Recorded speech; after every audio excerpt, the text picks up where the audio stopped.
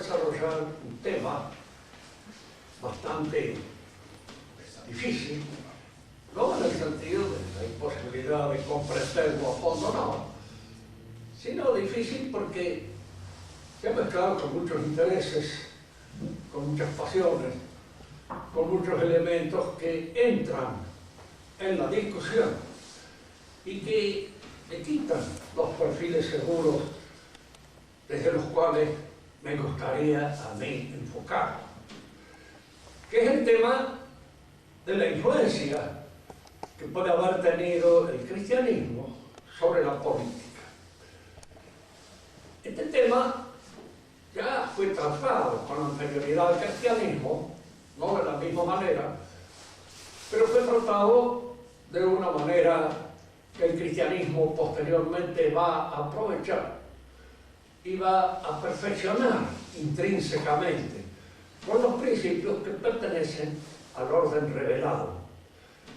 Eso que hemos visto que sucede con la filosofía, que se convierte en un pensamiento de carácter filosófico, teológico, intrínsecamente cristiano, sucede también con la política. En primer lugar, nosotros tenemos que comenzar por tener en cuenta que el orden político en el pensamiento antiguo, en la manera de hablar propia de los griegos y de los latinos, es equivalente a lo que hoy entendemos por el orden social. Hoy la política, de acuerdo con los politólogos up-to-date, es el arte de conseguir el poder. En cierto modo se trata de conseguir el poder. Y para conseguir el poder aparece allí la mayor o menor habilidad de los distintos personajes que se lo disputan. Y entonces se dirá que es un buen político aquel que mejor hace las zancadillas y que de alguna manera llega al poder con cualquier elemento para arribar a ese objetivo. Indudablemente esta noción de la política es una noción corrupta, es una noción que intrínsecamente la corrompe, la hace falsa. Aquí es donde conviene retener esta noción que creo que es atribuible a Bernanos, cuando él decía que las civilizaciones antes de morir se pudren, al revés de nosotros que nos podrimos después de morir. Las civilizaciones se pudren antes de morirse, y antes de morirse empiezan a corromperse precisamente todas aquellas actividades del espíritu que son las que constituyen los ejes de una civilización. Entre estas actividades del espíritu, una que es fundamental es la política, porque la política es, digamos así, no el arte, porque no es solamente un arte, es una praxis, fundamentalmente. Y una praxis tiene que ver con el orden moral, es establecer el orden moral de la convivencia. La convivencia humana constituye un orden moral. Y este orden moral ya fue visto bien por Platón. Tiene dos dimensiones. Una dimensión intrínseca, el orden que se establece en la interioridad del individuo, el orden de sus virtudes fundamentales, que son las que hacen de manera efectiva a la convivencia, y posteriormente la proyección de ese dinamismo moral intrínseco a la sociedad en la cual uno convive. Siempre conviene en estas cosas ilustrarlas con ejemplos, sobre todo para los más jóvenes, con ejemplos que nos permitan observar esto. Nosotros en este momento constituimos una pequeña sociedad, un orden social. Este orden está acá propuesto para una finalidad determinada, accidental. Escuchar esta charla, esta exposición que yo hago acerca de lo que es el orden moral político. El objetivo, el propósito es ese, pero si ustedes no se comportan como es debido, si no hacen ustedes el gasto de lo que podríamos llamar la moralidad y la posibilidad de este orden sería imposible. Un solo loco nomás, suelto, que ande dando vueltas por ahí, hace imposible que una asociación se realice. Por eso el orden moral, político, el orden social, es un orden concreto. Aquí es donde hay que afinar el entendimiento, porque generalmente los alumnos no lo entienden. Uno considera que el orden es lo que la Constitución dice. Efectivamente, la Constitución de un país, sus leyes y todo aquel aparato en torno a las leyes para que se cumplan, para que se realicen, coadyuva a la realización del orden. Es un instrumento al servicio del orden. Pero fíjense, es causa instrumental del orden. No es la causa formal del orden. No es lo que hace efectivamente al orden de una sociedad. Porque con las mejores leyes, con la mejor constitución, con los mejores propósitos puede haber un despiporre completo dentro de la sociedad y no haber orden de ninguna manera. Al contrario, la vida de la gente puede ser completamente desordenada, porque este orden que está ya en abstracto, este orden que constituye el orden jurídico, está al servicio del orden, pero no es el orden, no lo reemplaza, no puede reemplazarlo. Y el orden, si ustedes hacen esta apreciación, porque me formaba a veces en la filosofía de Santo Tomás, es un realismo. Nosotros tenemos una tendencia a no ser realistas. Tenemos una tendencia a irnos por las ramas y en cierto modo a insistir más en aquello que pertenece a la capacidad receptiva de nuestro intelecto, es decir, a confundir la realidad con lo lógico. Y al confundir lo real con lo lógico, estamos confundiendo precisamente en estas nociones lo que es propio del orden concreto de una sociedad a lo que constituye el aparato jurídico para que ese orden pueda realizarse. Al decir entonces que el orden político es un orden concreto, decimos nosotros que es el orden que efectivamente hay en una sociedad y que es el resultado total de la concurrencia de los distintos hombres que constituyen esa sociedad. Ustedes esto lo pueden apreciar en todos aquellos lugares en donde hay un orden social concreto, más reducido, más pequeño, y que permite a uno observarlo mejor. Aquí los sacerdotes, los seminaristas que viven en una asociación, yo he vivido en el orden militar, una cosa lo mismo, pues el orden allí hay orden, no cuando hay una autoridad que en alguna medida, digamos, lo impone por la fuerza. Porque un orden impuesto por la fuerza no es un orden social, es un orden policial. Y no hay que confundir el policial con el social. El social es aquel que no se impone por la fuerza, es el que se realiza por la actitud intrínseca de todos los miembros de esa sociedad que concurren a la realización del orden. Por eso decíamos en el pensamiento de Santo Tomás, la causa formal del orden social, lo que constituye al orden social, son los juicios prudentes de la gente que lo realiza, que lo efectúa. Hay justicia no cuando hay buenas leyes que dan a cada uno según su derecho, sino cuando cada uno de nosotros está dispuesto también a su vez a dar a los otros según su derecho. Y en este sentido, no según el derecho estricto o el derecho que está determinado por la ley, sino aquel otro que nace de la capacidad intrínseca de cada hombre, de que se lo respete y se lo venere. A una buena señora se la respeta por eso y se la venera por eso. No puede decir, por ejemplo, no puede quejarse a la policía de que uno no tiene en cuenta su condición de dama o su condición de señora, porque puede no tenerse en cuenta. Hay guarangos que en todo momento están dispuestos a pasar por encima de todos esos derechos que nacen, diríamos así, de la capacidad, de la cualidad, de la jerarquía de una persona.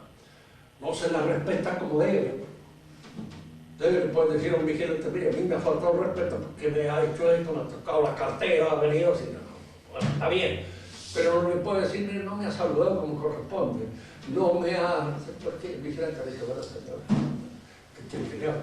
Yo no puedo entrar en los intríngulis de ese derecho imperfecto, pero que es un derecho que, no siendo determinado por la ley, está determinado por los buenos usos, por las buenas costumbres. Platón había visto esto, pero Platón era griego. Y al decir griego decimos también, en cierto modo, era pagano. Para él lo esencial de la vida religiosa estaba en el pasado, estaba atrás, estaba en el comienzo de las cosas.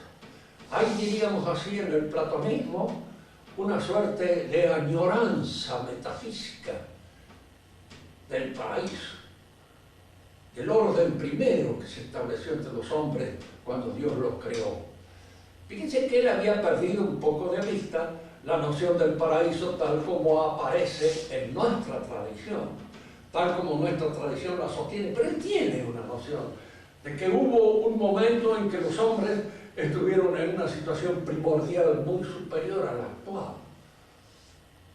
Para él el hombre es un Dios venido menos. Es una suerte de Dios decaído, es una suerte de Dios que ha sufrido una caída, pero no una caída como la entendemos nosotros que sufrió Adán en el paraíso, que es más bien de orden moral, sino es una caída ontológica, es una caída de una situación primordial, casi divina, a esta especie de compromiso con el cuerpo que viene a ser una prisión en la que el alma se encuentra. Ahora para él, fíjense, esto es importante descubrirlo ya en los griegos y descubrirlo en el paganismo. Para él, el orden político debía coadyuvar, hacer posible esta liberación que el hombre tenía con sus ataduras terrenas, que el hombre estaba ligado a su situación corpórea, a su situación material. Y esta situación material en el pensamiento dualista de Platón significa un rebajamiento ontológico, significa una caída ontológica, significa un desmedro de la condición real del hombre. Este desmedro puede ser, diríamos así, vencido individualmente por nosotros, pero el orden total de la sociedad debe coadyuvar para que este vencimiento, para que esta derrota de lo desmedrado, de lo inferior, sea posible.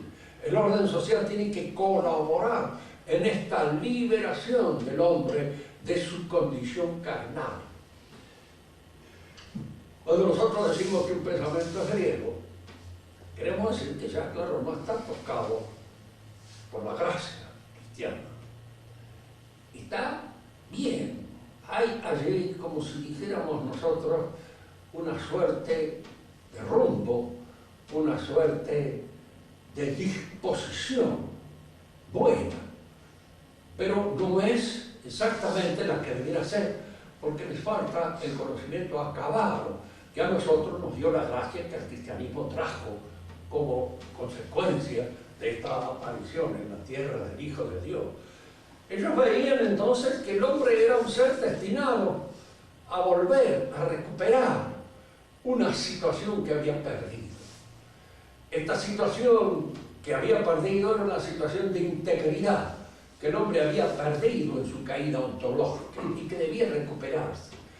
El hombre solitario solo tal vez la pueda recuperar por su propia cuenta, pero sumergido en eso que Platón llamaba la sociedad henchida de deseos, lo que nosotros podemos decir, sumergido en la sociedad de consumo, porque al fin de cuentas la sociedad de consumo es la sociedad henchida de deseo, es de alguna manera aquella sociedad que adquiere preponderancia, adquiere poder sobre el hombre, excitando todos los elementos que coadyuvan al gasto, a la consumación de cosas, que coadyuvan de alguna manera a esta inmersión dentro de todos estos deseos exasperados que constituyen la mentalidad del hombre de la sociedad de consumo.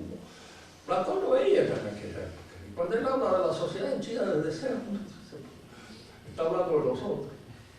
Me hace acordar a un atorrante que había en un pueblo, borrachín, tremendo. Entonces una vez había aparecido por allí uno de estos oradores socialistas que emergían de vez en cuando. Entonces trataban de levantar el espíritu cívico de la gente. Decían que el ciudadano no debe ser como esos ciudadanos que venden su voto, que entregan su libreta por un litro de vino, por un par de empanadas, por cualquier cosa. Y este lo estaba escuchando. Y le dice al compañero que estaba hablando, pero este se la agarró conmigo. Me está cayendo encima ese contigo. ¿Quién le habrá contado? Decía. Nosotros cuando hablamos del paganismo, hablamos de un pensamiento que indudablemente es diferente al nuestro, pero que no es totalmente indiferente. Yo soy muy convencido de que en el principio Dios le revela al hombre muchas cosas que constituyen el principio de lo que es la religión primordial, la religión protohistórica o la religión primitiva, de la cual todas las otras religiones del paganismo tienen un rezago, guardan algo de esos principios enseñados por Dios o por los dioses, a veces mezclados con lo que podríamos llamar una tradición pérfida que proviene del demonio, de los demonios. Hay que reconocer que existen, y si uno no lo reconoce y no quiere creer su existencia, basta tener un poco de experiencia de las cosas del mundo para darse cuenta de que efectivamente existen, ya obran y actúan sobre los hombres de una manera lo suficientemente clara como para poder notar su persistencia. Platón consideraba entonces que el orden social, para poder alcanzar ese orden, había que comenzar por ordenarse uno mismo. La justicia es la virtud propia del ámbito social. Es lo que podríamos decir nosotros, es la virtud social por antonomasia. Pero la justicia no es una ideología, ni es tampoco un programa de realización política en el sentido en que hoy lo entendemos, es virtud. Fundamentalmente es una virtud y es algo que se encuentra en nosotros, en nuestra interioridad, y que consiste en esa buena disposición de dar a los demás según su derecho, pero al mismo tiempo dar a los demás según su derecho no es una cosa tan fácil como a prima facie parece. Primeramente sí, significa cuando yo leo todo lo que dicen sobre los derechos del hombre y entonces le concedo a este tales y cuales derechos, lo cual es completamente absurdo, para no decir estúpido, porque concederle a un hombre el derecho a opinar sobre cualquier cosa en un momento determinado, cuando sabemos que no sabe un pito de las cosas sobre las cuales puede opinar, resulta imbécil en nuestra relación con los hombres. Podemos pedirle opinión a alguien sabiendo que sabe. Entonces nuestros pedidos de opinión están dirigidos a su conocimiento, al reconocimiento en él de ese derecho de enseñar que puede tenerlo por vocación o por profesión, pero que de alguna manera supone que su opinión no es una opinión cualquiera, sino que es una opinión fundada. Entonces, el reconocimiento de los derechos no es tan fácil, que requiere no solamente la virtud de justicia, sino la concurrencia unánime de todas las otras virtudes. Si no hay templanza, no hay justicia. Si no hay fortaleza, en un momento determinado no hay justicia, que me asusto y hago cosas que no debería haber hecho. Y obro injustamente contra los demás. De manera que la justicia, aun cuando Platón no la haya visto con esta perspicacia y esta acuidad con que la vio posteriormente Aristóteles, no es, de hecho, en el pensamiento de Aristóteles, la justicia integral de todas las otras. La virtud integral de todas es la prudencia y no la justicia. Pero la justicia, en alguna medida, en tanto es una virtud superior a la templanza y a la fortaleza, significa el ingreso dentro de ellas de la templanza y de la fortaleza. Esto en el pensamiento pagano de Platón no podía ser exigido, pedido de todos los hombres. ¿Por qué? Porque él reconocía que había entre los hombres diferencias fundamentales, mucho más de lo que en realidad podemos suponer nosotros.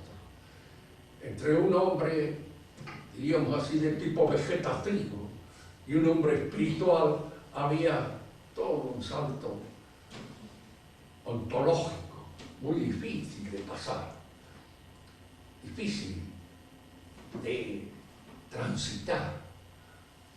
El hombre vegetativo estaba condenado a ser vegetativo. El hombre timocrático, el hombre de impulso, estaba condenado a ser un impulsivo. Y el hombre espiritual era un hombre que nacía, diríamos así, con ese sentido aristocrático de lo superior que se daba solo en algunos hombres. La sociedad debía propender a que este tipo de hombre fuera el que manejara la sociedad, el que la dirigiera, porque era él el único que podía alcanzar esa perfección que significaba el retorno del hombre a su situación primera.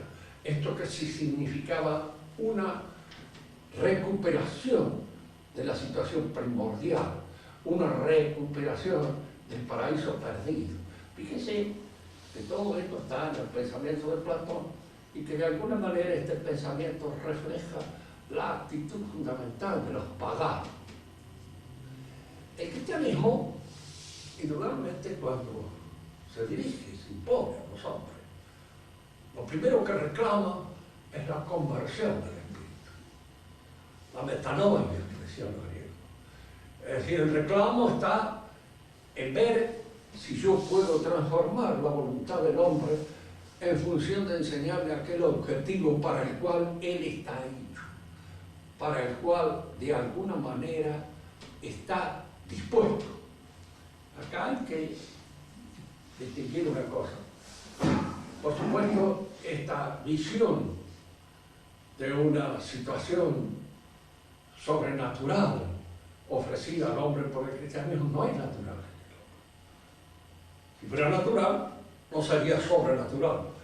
Es sobrenatural porque las gracias constituyen un don gratuito que da Dios al hombre para sobrelevarlo. Pero en alguna manera la gracia supone la naturaleza. Y al decir que supone la naturaleza, quiere decir que no la contraría en su raíz, que de alguna manera viene a, diríamos, a ofrecer a la aspiración tal vez más profunda de la naturaleza la posibilidad de un ascenso que naturalmente no es accesible, pero sí que lo es por la aceptación de la gracia. De manera que en general los teólogos han señalado esto como diciendo que hay una disposición en el hombre obediencial a la gracia. No podríamos caer en esta especie de error teológico muy moderno que están los teólogos modernos precisamente, en donde no se hace una distinción entre naturaleza y sobrenaturaleza. El cristianismo viene a esta transformación del hombre pidiéndole, reclamándole esa conversión de los apetitos, esa conversión en función precisamente de ese reino de Dios que se incoa ahora en el hombre, que nace en el hombre, que comienza en el hombre. Acá podemos hacer una reflexión que nunca viene del todo mal. Decíamos del hombre antiguo que para él lo esencial de la religión estaba en el pasado. Todos sus actos litúrgicos, todos sus mitos de iniciación son un retorno a la primitiva situación del hombre, que era la buena, la verdadera, un retorno hacia atrás. Si nosotros contemplamos el panorama de la religión antiguo testamentaria, veremos que es todo lo contrario al paradigma. Lo que allá imprime su sello a la mentalidad y a la conciencia del judío en general es el hecho de que aquello que es fundamental y esencial está en el futuro. Es lo que ha de venir con la historia, es lo que ha de producirse por la historia. así como el pagano fue un hombre del pasado, y para él todo tiempo que ha pasado fue mejor, como para nuestro poeta Manrique, para el judío lo mejor es lo que va a venir, lo que está en el contenido, en el seno mismo de la historia. Piensen ustedes en esto, como si el seno de la historia estuviera grueso y de alguna manera, diríamos, embarazado con esta idea que ha de venir a colmar las apetencias del hombre. El cristianismo nos enseña una cosa: el reino de Dios está en nosotros. Lo viene ya a predicar nuestro Señor. No es un acontecimiento que ha de suceder en la historia, que ha de advenir con el tiempo. No es tampoco algo que pasó, es algo que se incuba, que se realiza, que comienza ahora, en este mismo presente en que estoy viviendo yo. Porque cada uno de los instantes en los cuales nosotros tenemos que elegir, tenemos que optar, optamos por lo bueno o optamos por lo malo, pero es en esos instantes donde nosotros nos aproximamos a Dios, cuando optamos por aquello que Dios considera que es lo que debemos querer. Y hemos visto esto: el pagano es pasatista, el judío es futurista, y el cristiano es presentista. Ahora está. Nuestro Señor viene precisamente a predicar de que el reino ha llegado. ¿Con quién? Con Él. Y es a través de Él en que de alguna manera el reino se incoa y se realiza en nosotros. ¿Y qué es este reino? Es la sociedad de los bienaventurados. Pero esta sociedad de los bienaventurados, que ha de llegar allende la historia, se va incoando en nosotros y va creando en nosotros, diríamos así, esa suerte de armonía, esa suerte de buena disposición del alma para hacer accesible el reino de Dios.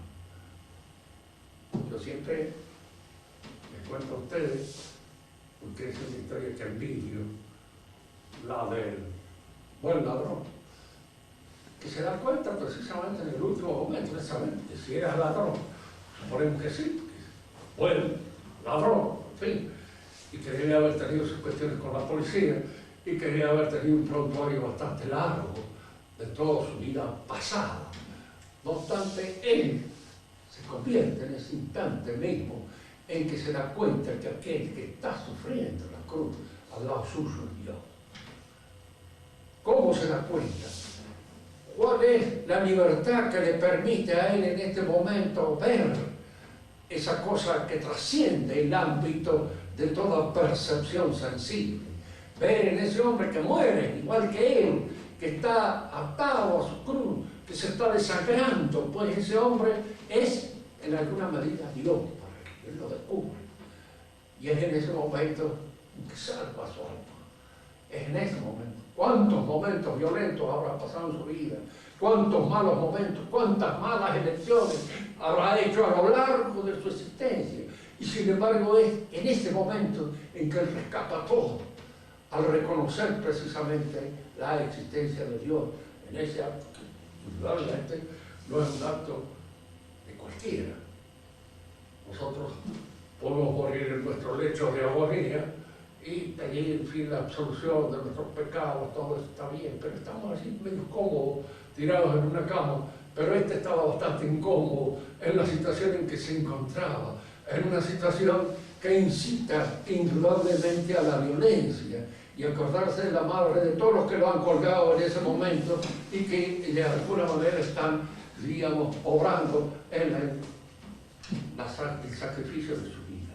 Pero ese, a pesar de eso, y a pesar de todo este cúmulo de eventos pasionales que se pudieron haber juntado en su corazón, en este momento tuvo la libertad de reconocer la existencia de Dios en aquel hombre que moría al lado suyo.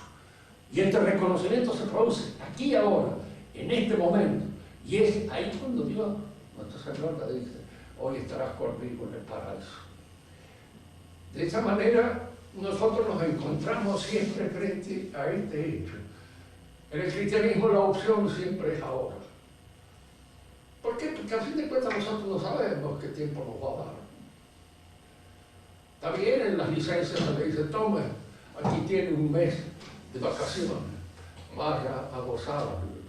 Y usted se pone el mes acá en el bolsillo y sale.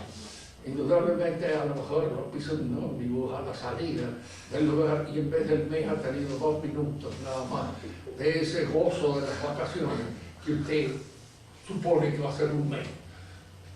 Nada, no está dado. Piensen que estos entes de razón, el mes, el año, todas esas cosas son entes de razón nada más. No existen. Fuera de nuestra razón no tienen ninguna realidad efectiva. Y entonces a nadie se le puede dar un mes para que goce de tal cosa, no sé. A lo mejor me encuentro con la muerte ahora, a la salida de este momento. Y me topa, y entonces yo tengo que estar siempre, en todos esos instantes, dispuesto a que mi vida sea recogida por el Señor de la vida. Nuestra época, por supuesto, de estas cosas ya no tiene ni idea. Si uno les va a decir, mire, la verdadera política comienza en la reorganización del alma, en la reorganización de ese ordenamiento de nuestras pasiones para que puedan convivir en armonía con los demás. Pero este convivir en armonía con los demás supone la creación de esas virtudes, de esos hábitos buenos que constituyen las virtudes. Aquí hagamos una pequeña digresión en torno a lo que es la virtud, sobre todo para los más jóvenes y que no tienen una frecuentación muy habitual con el pensamiento tradicional, con el pensamiento de Santo Tomás de Aquino. Los que van a la universidad menos que nadie, sobre todo si van a la universidad de filosofía nuestra, donde se enseña cualquier cosa menos lo que es la verdadera filosofía. Enseñan de todo. Pues por ahí hay algún profesor bueno que mete sus cosas así entre medio de ese baratillo de pensamiento que afloran por todos lados y que hacen que el individuo que va y lo recibe se quede confundido para todo el resto de los días. Una vez asistí a una clase de una señorita que estaba dando lo que son sus clases para el profesorado. Entonces enseñaba lógica y enseñaba la división de los juicios según Aristóteles. Y por ahí le añadía la división de los juicios según Kant. Y ella me mezclaba unos y otros. Entonces yo después la llamé y le digo, mire señorita, ni Aristóteles ni Kant hubieran aprobado esa posibilidad de mezclar estas dos formas de pensar, porque son contradictorias. Si usted sigue a Aristóteles no puede hablar de juicios a priori, porque todos los juicios son de alguna manera a posteriori. Y si usted sigue a Kant, pues no puede hablar de estos otros juicios que se fundan en la realidad concreta y extramental, porque para él no existe una realidad extramental que pertenezca al fuero de lo divino, que sea, impide un conocimiento al que podemos llamar teórico. Todo eso no existe. Con Kant desaparece la metafísica y al desaparecer la metafísica nosotros nos quedamos absolutamente en la imposibilidad de probar de una manera fehaciente e irracional la existencia de Dios, e incluso creo yo que tampoco podríamos probar la existencia nuestra, nada más que de una manera, no, porque claro, en tanto que sustancia, la sustancia desaparece de las nociones puramente kantianas del orden real, no tiene cabida. La idea de sustancia es la cosa en sí, y la cosa en sí es lo que yo no conozco, de manera que una de las cosas que yo no conozco es a mí mismo, y que una de las cosas que yo no conozco es al hombre, como sustantivo sujeto de una serie de acciones, entre las cuales se dan aquellos juicios de los que habla acá. Pero esta señorita no tenía idea de lo que constituyen las especificidades filosóficas. No se puede ser idealista y realista, claro. ¿Por qué? Porque ningún idealista es realista y ningún realista es idealista. De hecho, habría que pensar, y a veces de señorita le digo, lo mejor que puede hacer es aprender una escuela, cualquiera. Yo no le digo que aprenda el taurismo. Aprenda el marxismo si tiene ganas, pero aprenda una escuela si usted quiere hoy o mañana poder enfrentar un fenómeno con un dispositivo filosófico que se lo haga inteligible, porque de otra manera usted no va a entender nada, ni siquiera va a saber en dónde se mueve, ni dónde está parado. Por supuesto, como correspondía, no entendió nada. Cosas de este viejo loco, parado, que es además anacrónico y tomista, para colmo. De manera tal de que lo mejor es no hacerle caso para poder salvar lo que llamamos la higiene mental. El cristianismo se inicia con esta conversión del apetito. Y esta conversión del apetito tiene la instauración en el alma del hombre de la gracia. Y la instauración de la gracia supone la restauración, en alguna medida, de lo que se llaman las virtudes naturales del hombre. Y esto es lo que vamos a intentar en este último esbozo de esta clase de hoy. ¿Qué es una virtud? A veces el idioma nos engaña un poco. Fíjense que el español es un idioma muy bien fundado en el latín. Incluso hay una serie de palabras que el español tiene y que no tiene ni el francés, ni tiene el italiano, ni tiene el inglés. Y yo digo, de alguna manera, tal vez esto haya influido en que los franceses se hayan apartado un poco en la época cartesiana de la manera de pensar o de conceptualizar, diríamos, tradicional, escolástica. En francés no existe la palabra ente. Y cuando no existe la palabra ente, no existe la posibilidad de fundar una ontología clara, fundada precisamente en la precisión de los términos. La ontología es el análisis del ente. Y si yo no tengo presente en mi mente la palabra ente y la reemplazo con un término biológico, como un ser es, como yo dijera, de alguien que ama, que es un amar, o de alguien que escribe, que es un escribir, o de alguien que canta, que es un cantar. No estoy empleando el participio activo del verbo. El participio activo es lo que me permite señalar el sujeto de aquella acción a la cual me estoy refiriendo: ser, cantar, escribir o amar. Nosotros lo tenemos. Y esa es una cosa que el inglés tampoco la tiene. El inglés emplea el término vein, que en alguna manera es un gerundio.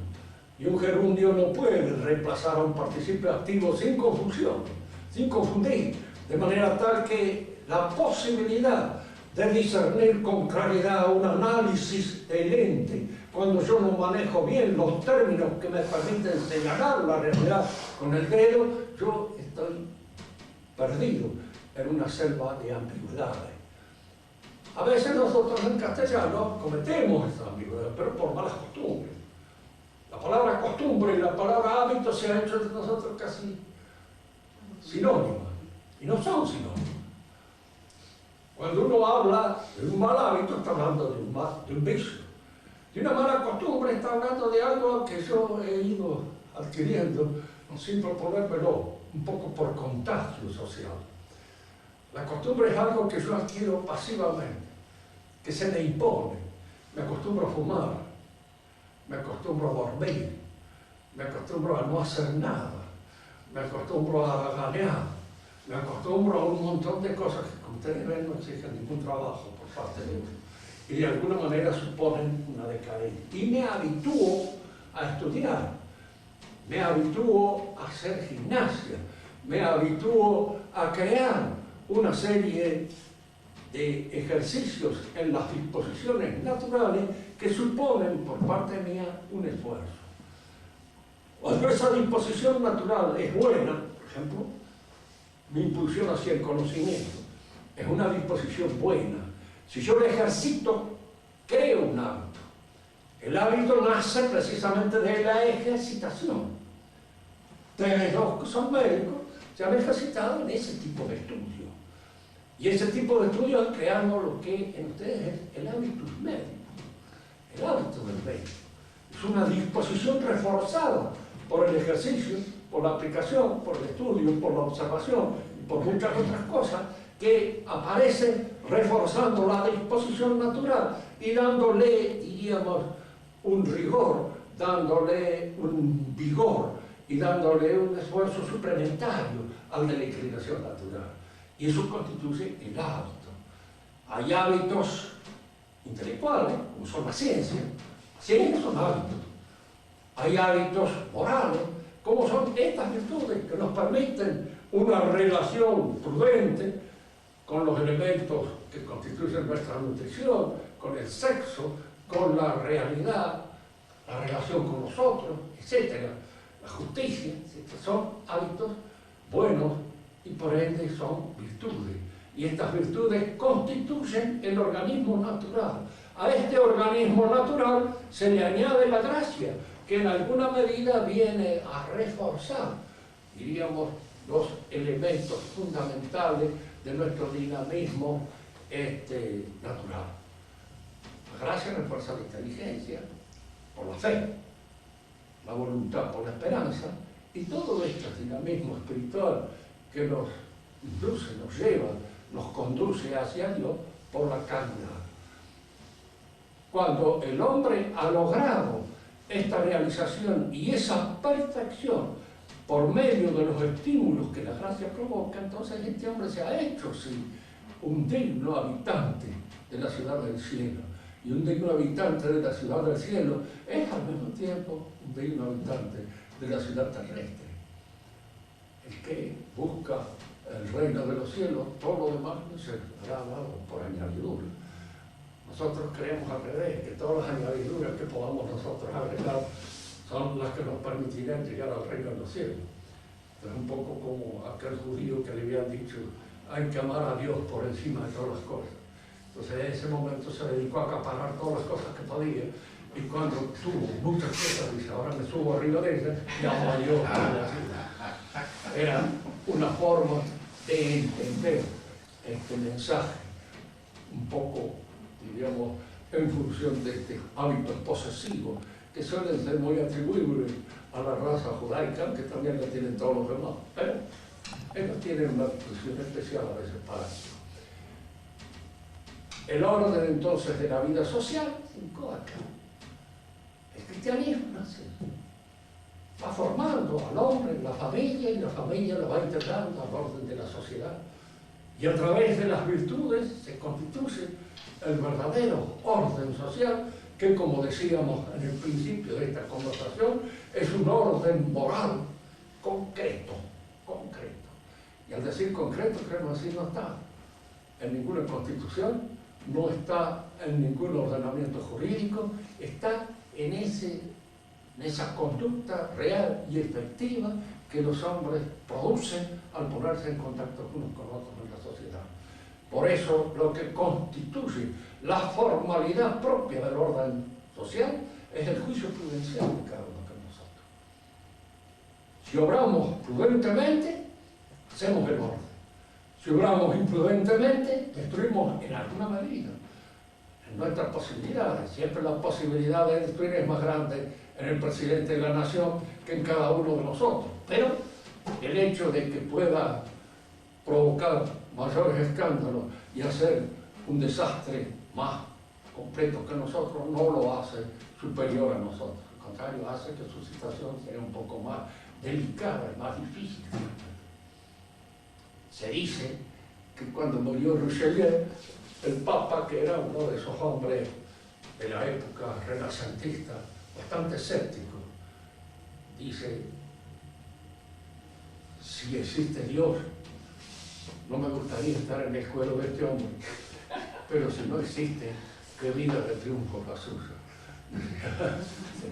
Todas las posibilidades, pero si existe Dios no le hubiera gustado estar en su cuero, porque de alguna manera debe ser embromado aquel que tiene una responsabilidad tan grande sobre los demás, cuando no obra como debe obrar. Y estas son cosas que el cristiano reconoce perfectamente bien, y que si algunos de ellos en altas jerarquías eclesiásticas se han olvidado, bueno, la cuenta que tendrán que dar ante Dios en el otro mundo va a ser bastante difícil de poder ser sostenido. Nada más, si quieren hacer alguna pregunta, háganla con toda la voz que tienen, porque mi sordera sigue avanzando y cada vez más perfecta, más acabada, más completa. Llegó el momento en que no voy a oír absolutamente nada, y esto me va a provocar esa especie de aislamiento en el cual voy a estar muy orondo.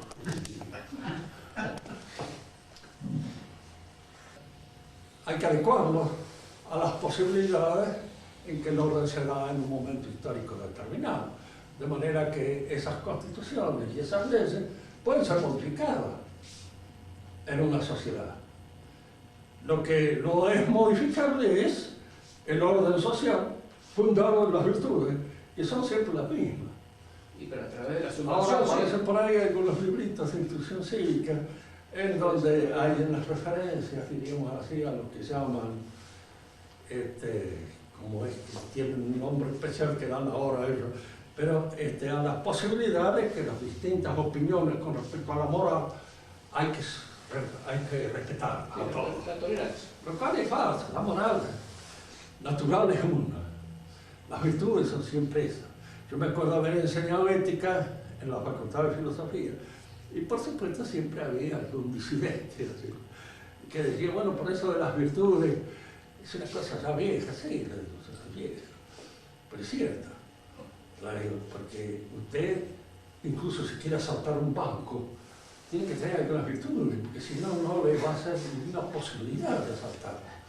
Supóngase que se distrae cuando va a pasar una chica linda por ahí, en el momento en que usted está por meter el soplete en la caja fuerte. Eso le impide la realización de su acto.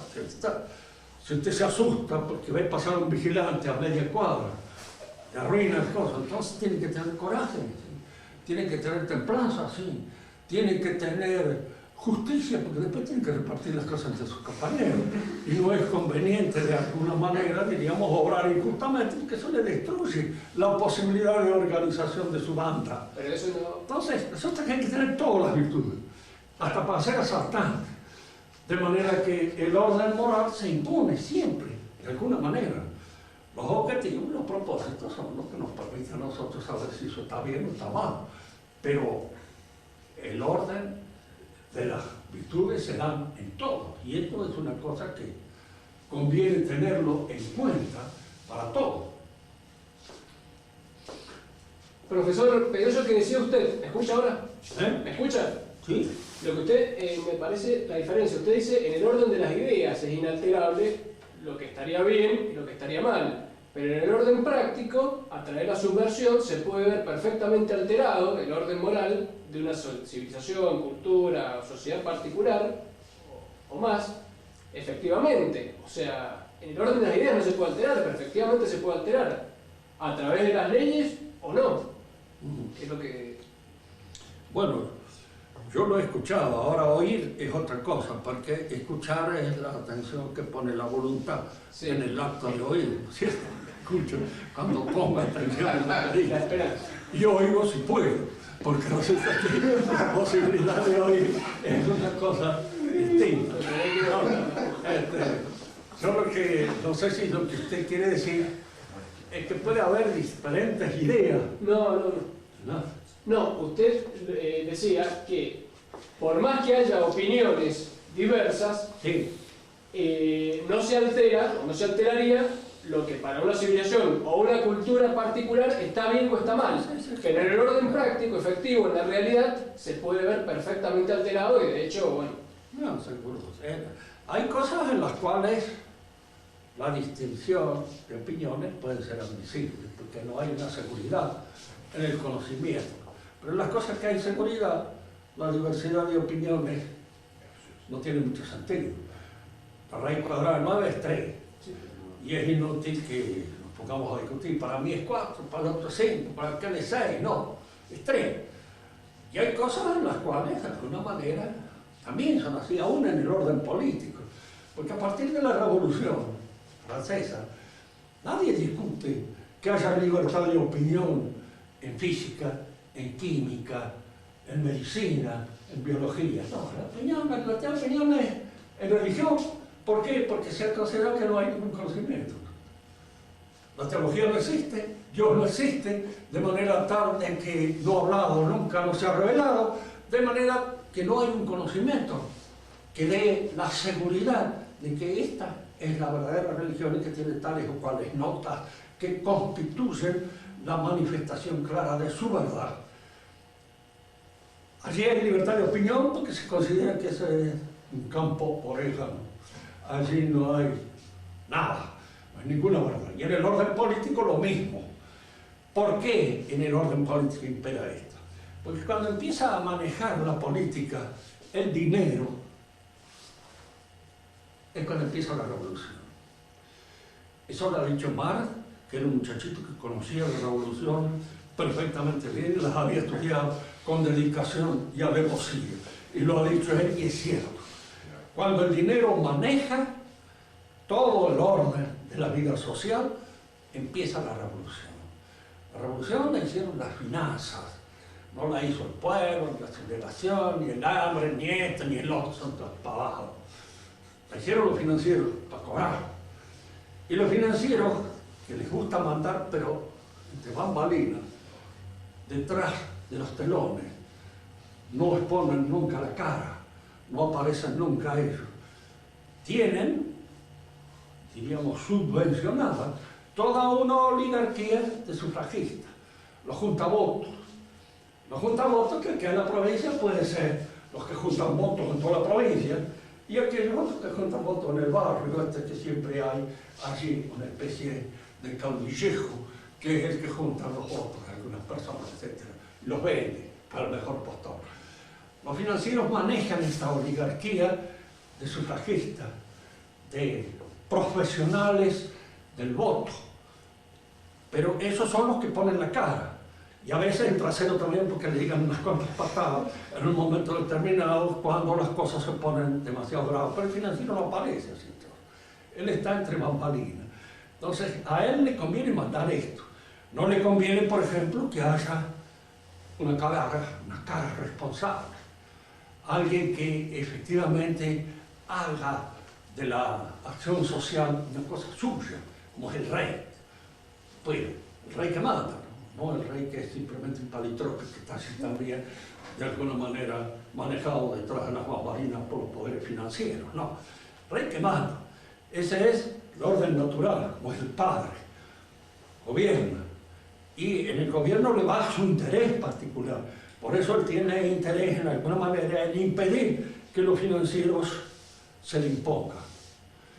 Si lo logra, si no, le pasa como a Luis XVI, pobrecito, que no logró imponerse a los financieros y le cortaron la cabeza.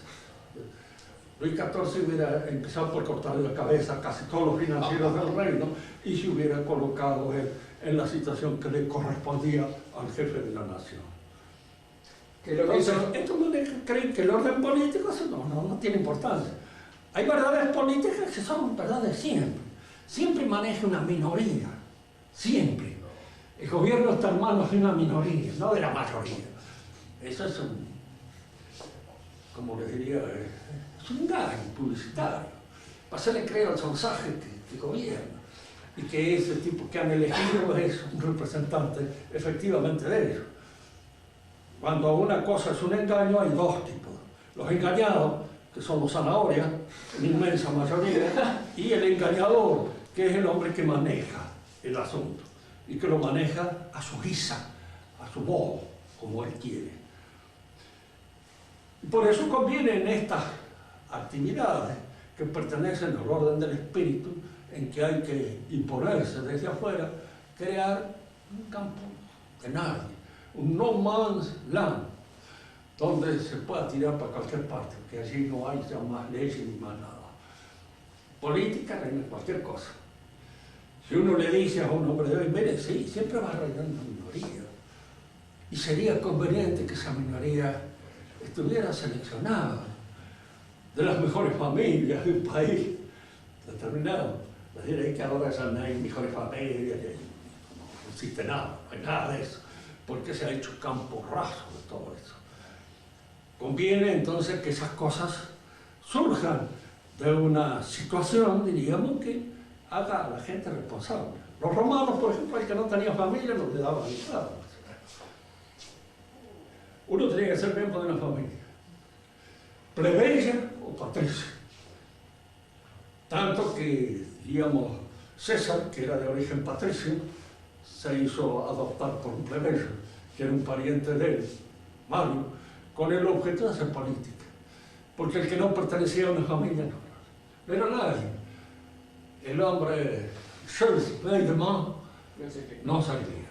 Profesor, recién lo que dijo usted con respecto a los reyes, que ellos tenían ese interés, pero efectivamente, en el proceso histórico, los reyes utilizaron de la burguesía comercial para liquidar a los señores feudales y reforzarse como poder ellos.